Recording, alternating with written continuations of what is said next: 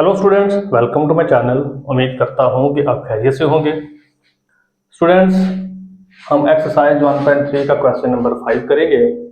जिन बच्चों ने अभी तक चैनल को सब्सक्राइब नहीं किया, चैनल को सब्सक्राइब करके बेल के आइकन को प्रेस करें ताकि आने वाली वीडियोस भी आपको मिलें। The weather in Lahore was unusually warm during the summer of 2024। 2024 की गर्मियों में जो लाहौर का मौसम था वो गैर मामूली तौर पर गर्म था।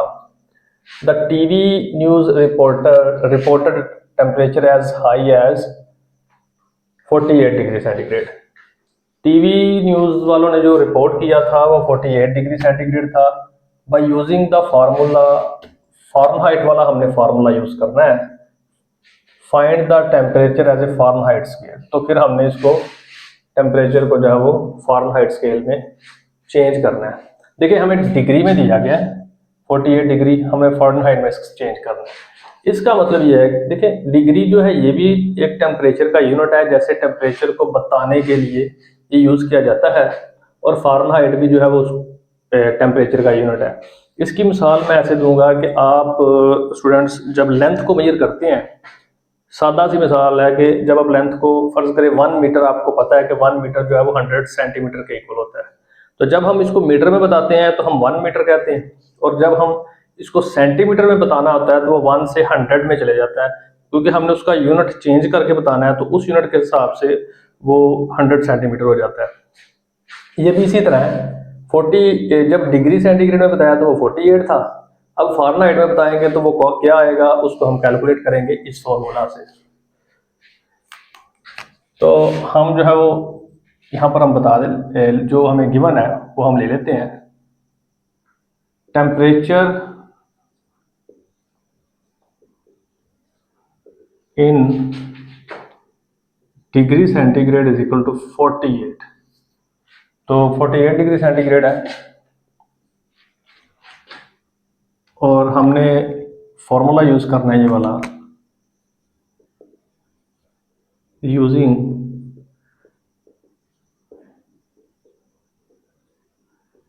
इससे क्या होगा कि हम इसको फारेनहाइट में चेंज कर देंगे। इक्वेशन में दो चीज़ें पड़ी हैं ऐसी कि जिनका हमें पता, एक का तो पता है, दूसरी का पता नहीं है।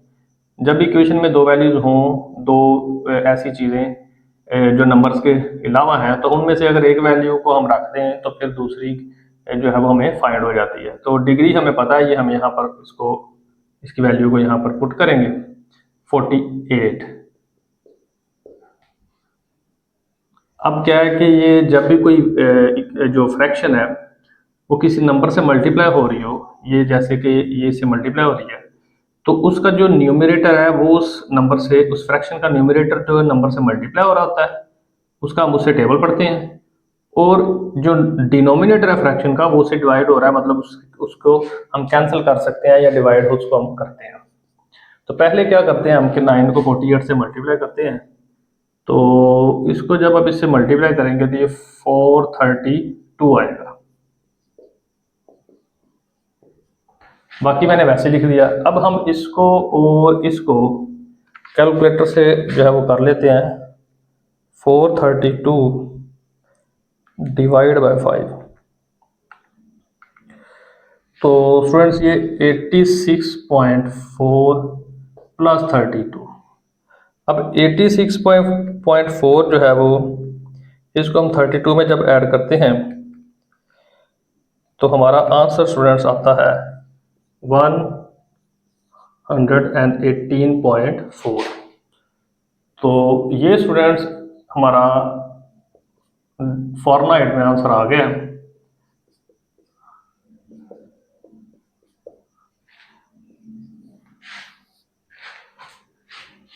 स्टूडेंट्स, क्वेश्चन नंबर 6 की तरफ चलते हैं। The sum of the ages of the fathers and son is 72। बाप और बेटे की उम्र को अगर हम जमा करें तो कहता है 72 बनती है, 72 साल। 6 years ago the father age was 2 times the age of son। 6 साल पहले पीछे जाएं तो 6 साल पहले जो है वो बाप की उम्र बेटे की उम्र का 2 गुना थी, मतलब बाप की उम्र बेटे से डबल थी। What was son's age 6 years ago? तो 6 साल पहले बेटे की उम्र क्या होगी? मतलब जब बाप की उम्र बेटे की उम्र के डबल थी तब बेटे की उम्र क्या थी, ये हमसे पूछा गया। अब यहाँ देखें, हमारे पास तो मौजूदा उम्र ही नहीं बताई गई जिनका मजमुआ 72 है।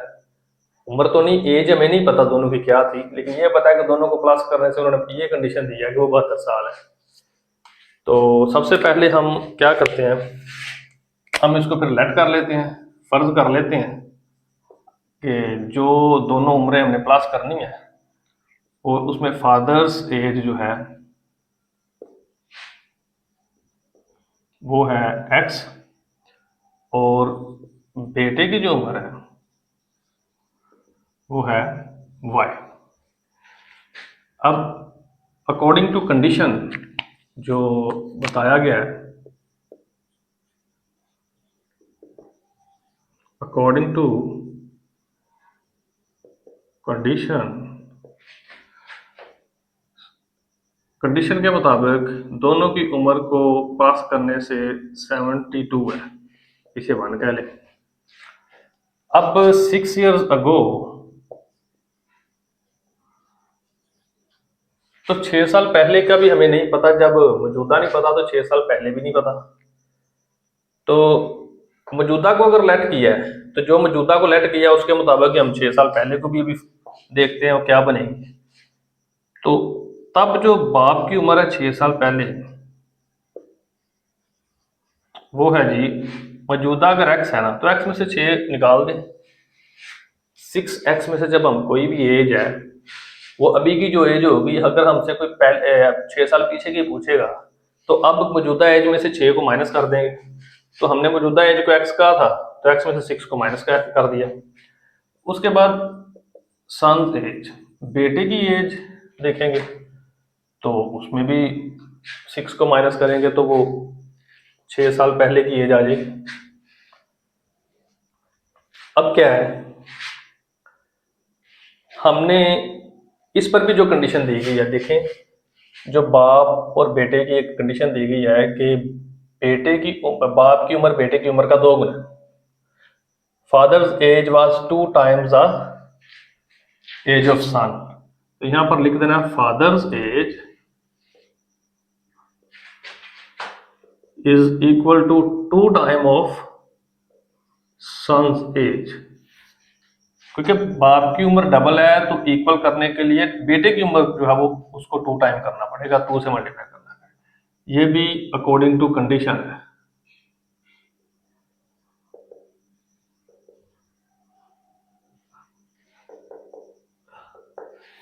दो कंडीशंस दी गई हैं, एक ये कि मजमुआ करें तो 72 बनता है, दूसरा ये कि दोनों बाप की उम्र बेटे की उम्र से 2 गुना। तो अब बाप की जो उम्र है वो तो x माइनस 6 है 6 years अगो। तो फिर x माइनस 6 आ जाएगा is equal to 2 time of y minus 6। यहां पर भी आप ये भी लिख सकते हैं कि 6 years ago according to condition. तो फिर अभी हम 2y माइनस 12, 2 को अंदर मल्टीप्लाई कर दिया। अब x और y एक साइड पे हो जाएंगे तो y उधर माइनस प्लस है, इधर आके माइनस हो जाएगा। तो -2। स्टूडेंट्स, बाप की उम्र भी आ गई और बेटे की उम्र भी आ गई। अब 6 को उधर ले जाके हम प्लस कर देते हैं। तो इनको जब हम आपस में plus minus minus plus minus हो जाएगा और 12 में से 6 गए तो 6 आ जाएगा, साइन बड़ी वैल्यू का आ जाएगा। इस इक्वेशन को हम सेकंड कह देते हैं। अब जैसा कि मैंने कहा था कि हमने 6 साल पहले उम्र फाइंड करनी है, लेकिन 6 साल पहले की उम्र तो तब बताएंगे जब मौजूदा उम्र पता होगी। तो हमने मौजूदा एजेस पहले मालूम करनी है। तो मौजूदा क्या है, एक्स और वाई। एक्स और वाई हमने अंदर से निकालना है इन इक्वेशंस से। तो इन इक्वेशंस को सॉल्व करेंगे तो हम क्या करेंगे, सब्ट्रैक्टिंग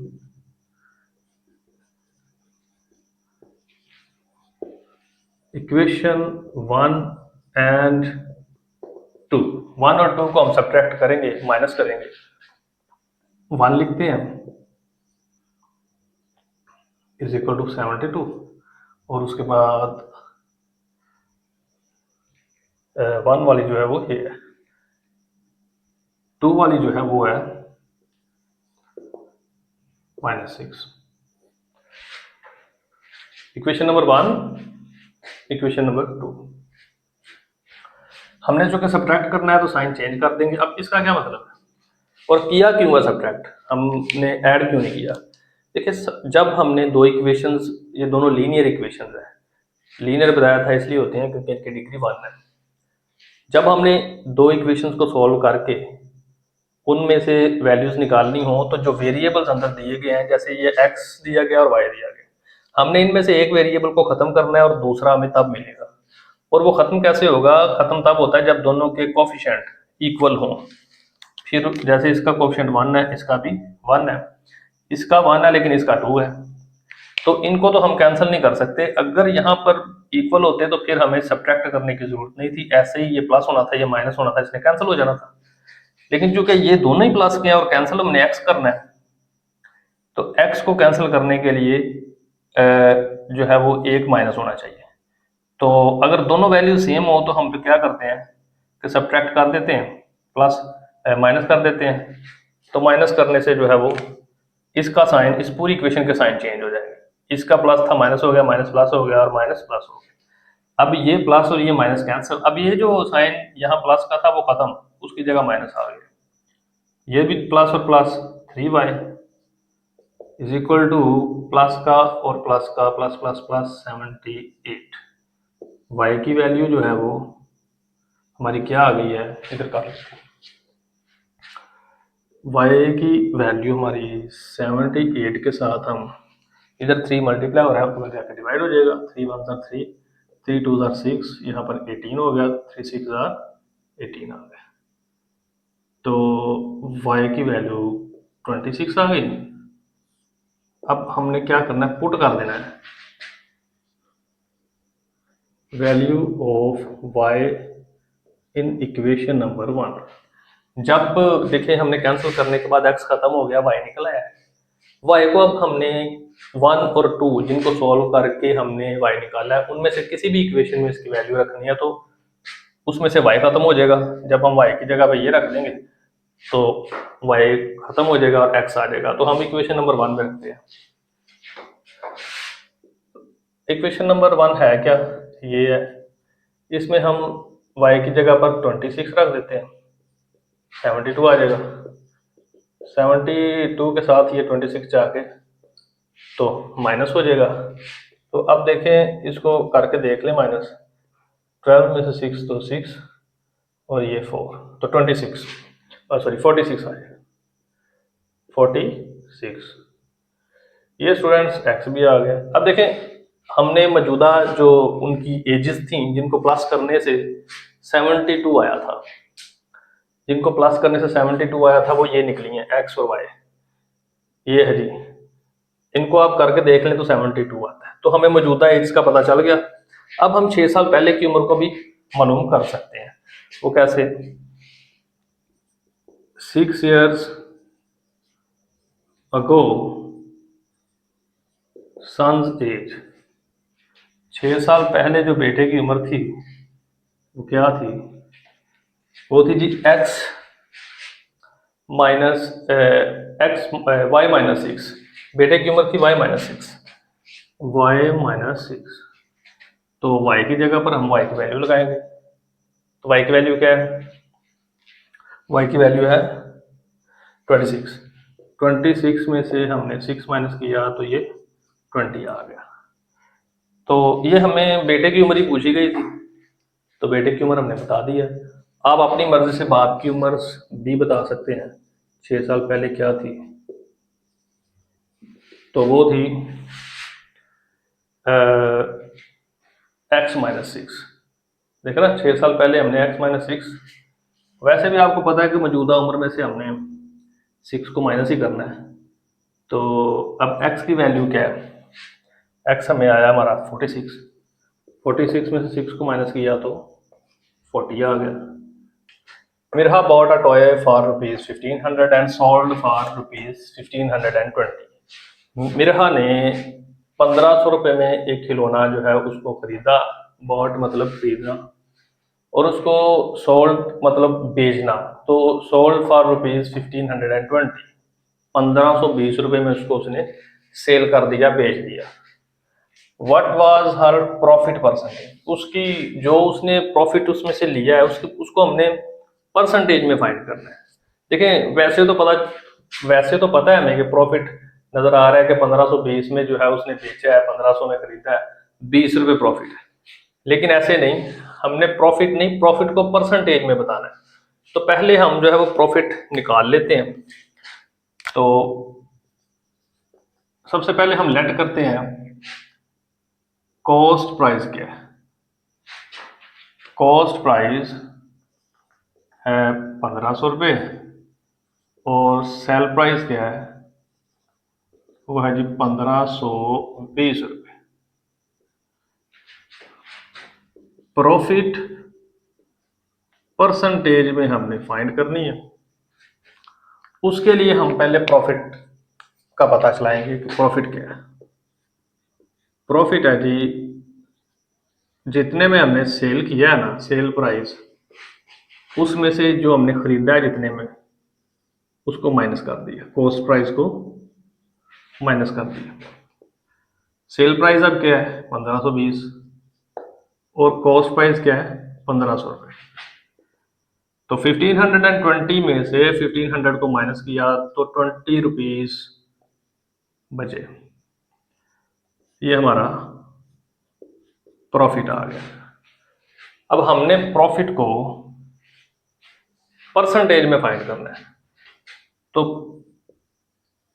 प्रॉफिट परसेंटेज का जो फॉर्मूला है वो यूं है कि आपने जो प्रॉफिट लिया है उसको डिवाइड कर देना है कॉस्ट प्राइस के साथ और मल्टीप्लाई करना है आपने 100 से। तो ये हमारा जो है वो प्रॉफिट परसेंटेज आ जाएगा। परसेंटेज में प्रॉफिट निकल आएगा। अब देखें इनकी वैल्यूज लगा दें। प्रॉफिट कितनी है 20 रुपीज और कॉस्ट प्राइस कितनी है 1500 रुपये, मल्टीप्लाई बाय 100, परसेंटेज में फाइंड करना है हमने। अब देखें ये तो कैंसिल हो गए, 20 से कैंसिल, पीछे रह गया जी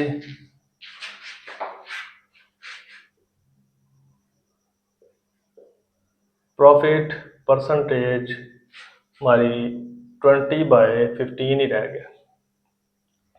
इनको वैसे ही कैंसिल कर दें, 5 4 ज़ार 20, 5 3 ज़ार 15, तो 4/3 रह गया। अब इसको आप डिवाइड करके देख ले, 3 1 ज़ार 3, 1 आया 0 लगाया, पॉइंट लगाया, 3 3 ज़ार 9, फिर 1 आया 0 आया, 3 3 ज़ार 9। तो ये तो ऐसे ही चलता जाएगा। इसलिए हम इसका आंसर जो है वो लगा देते हैं हम 1.33 कितने परसेंट है जी, ये हमारा आंसर है। स्टूडेंट्स, क्वेश्चन नंबर 8 हम करते हैं। इसकी स्टेटमेंट है the annual income of Tayyab is ₹9,60,000 while the exempted amount is 1,30,000। Tayyab की जो सालाना आमदनी है वो 9,60,000 है और उसमें से 1,30,000 ऐसा है जिसका उसने टैक्स नहीं पे करना। एग्जेम्प्टेड अमाउंट कहते हैं वो अमाउंट जिस पर टैक्स नहीं देना होता। How much tax would he have to pay at the rate of 0.75%। तो कहता है बाकी अमाउंट जो है उस पर अगर वो इस शरह से 0.75% की शरह से टैक्स दे तो कितना टैक्स उसको देना पड़ेगा।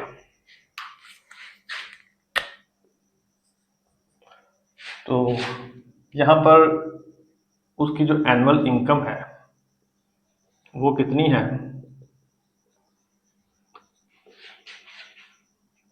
9,60,000 रुपये और एग्जेम्प्टेड अमाउंट जिस पर टैक्स नहीं पे करना, 1,30,000 रुपये।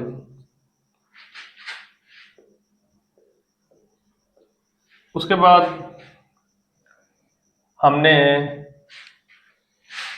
जो टैक्सेबल अमाउंट है वो निकालनी है, क्योंकि टैक्स जो हमने फाइंड करना है वो जब हमें जिस पर टैक्स मालूम करना है वो टैक्स अमाउंट पता होगी तो ही हम उसका परसेंटेज निकालेंगे ना।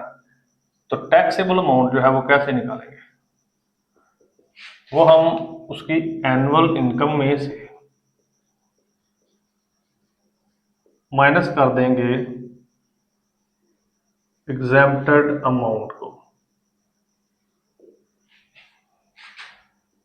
तो यहां पर जो है वो टैक्सेबल अमाउंट आपकी यहां पर आ जाएगी।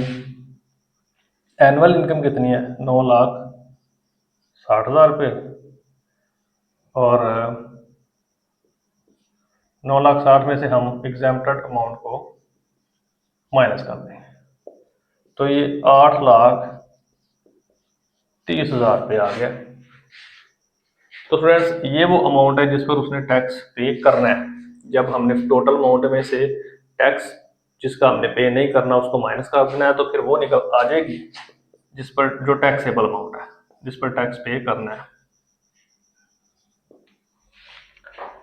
अब हमने चूंकि इस पर टैक्स पे करना है, तो टैक्स क्या होगा, टैक्स हमारा क्या होगा, टैक्स होगा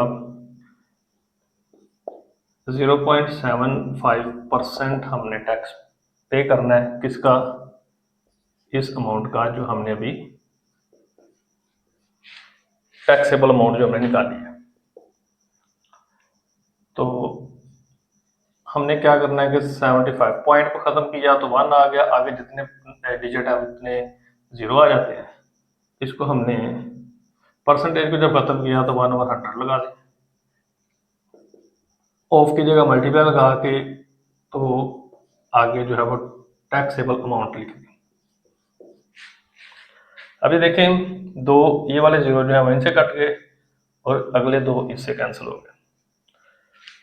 नीचे डिनोमिनेटर जो है वो बिल्कुल खत्म हो गया। अब 75 इंटू 83 ये है जी आपका टैक्स। इसको अगर मल्टीप्लाई करके देखें,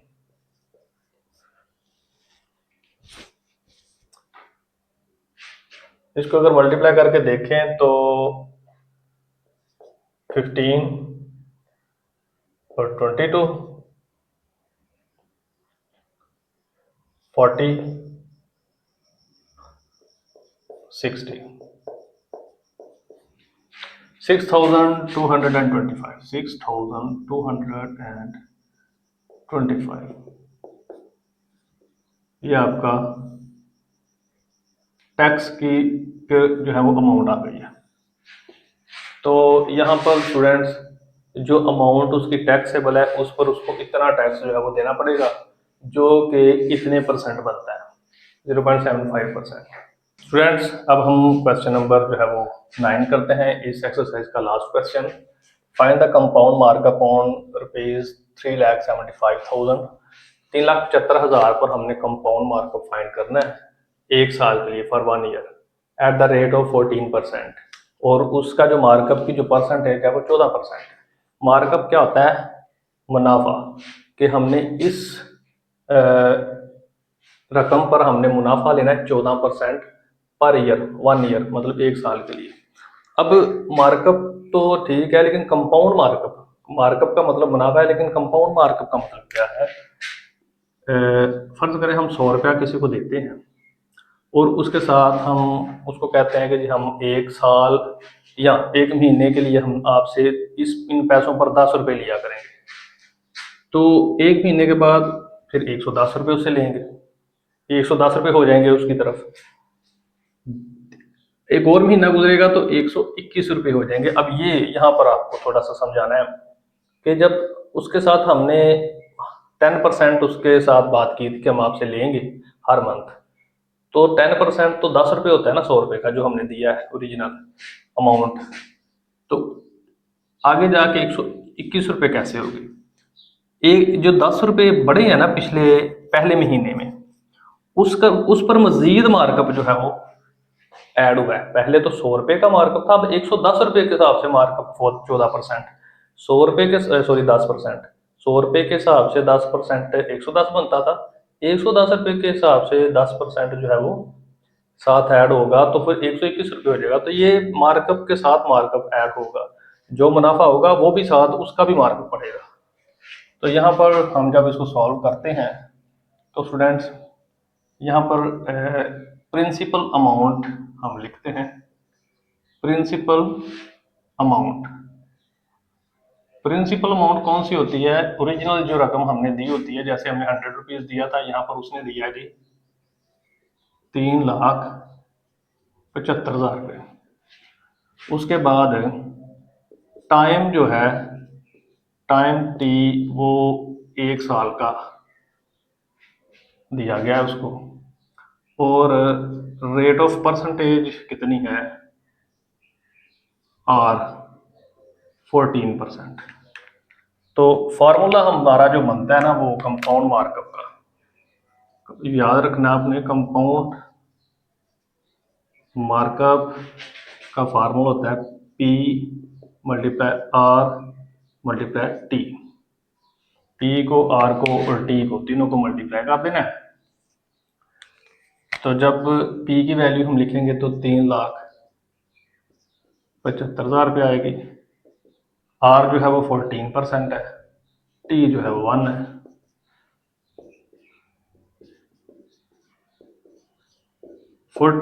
परसेंटेज को खत्म करेंगे तो 1/100 आएगा।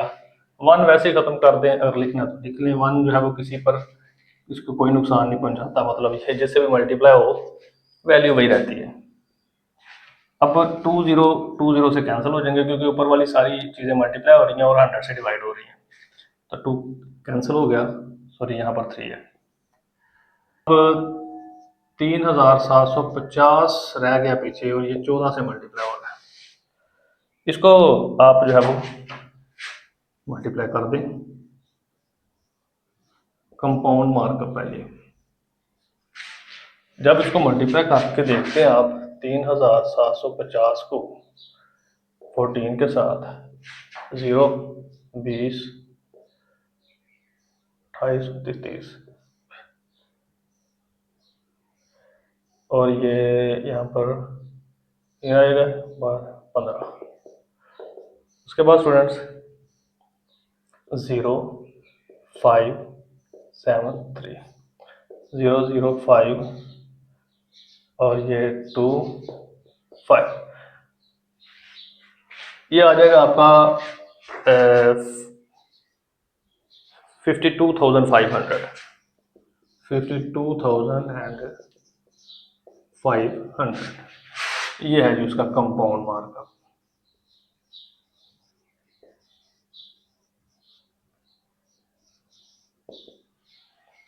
तो ये स्टूडेंट्स हमारा लास्ट क्वेश्चन था, ये इसका आंसर है। इससे नेक्स्ट लेक्चर में स्टूडेंट्स हम इस चैप्टर की जो है वो रिव्यू एक्सरसाइज करेंगे